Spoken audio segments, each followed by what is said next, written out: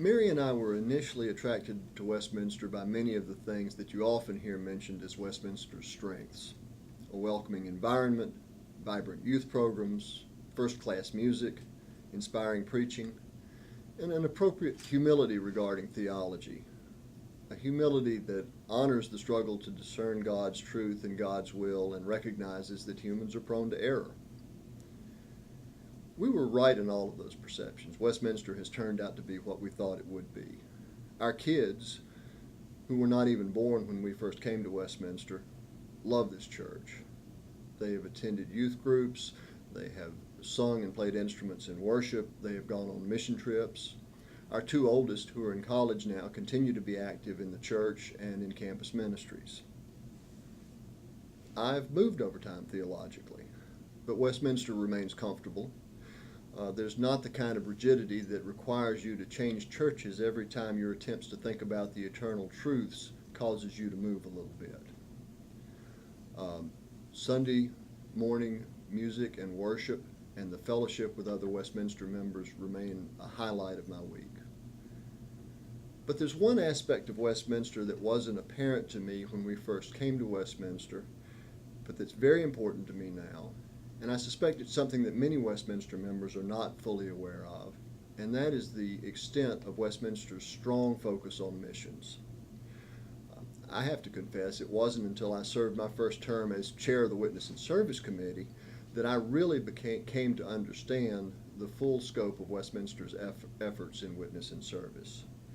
Westminster is in the world showing God's love and God's word in a myriad of ways. Now, this little chat's not the place to try to identify all of those ways. There just isn't time.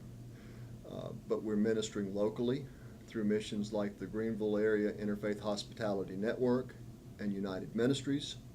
We minister through institutional church ministries, including support of many missionaries throughout the world and more local missions like the Thornwell Home for Children.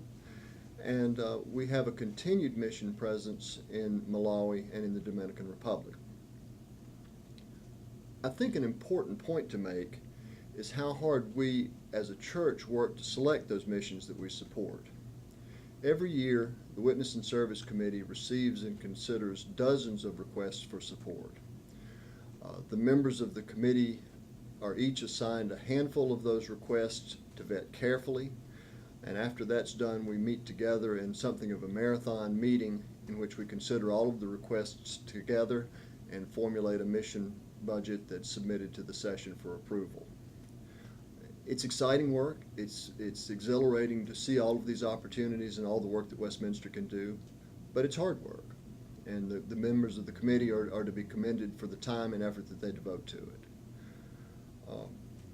Westminster has always devoted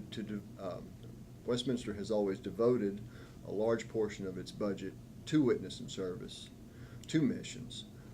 When we conduct a building campaign, it is our tradition now to devote 10% of that to missions.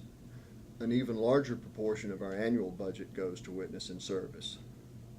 When we give to Westminster, we are helping to show God's love and spread God's word throughout the world, very often in ways that many individual members of the church aren't even aware of. I think that Westminster's focus on witness and service is one very good reason to feel good about supporting our church.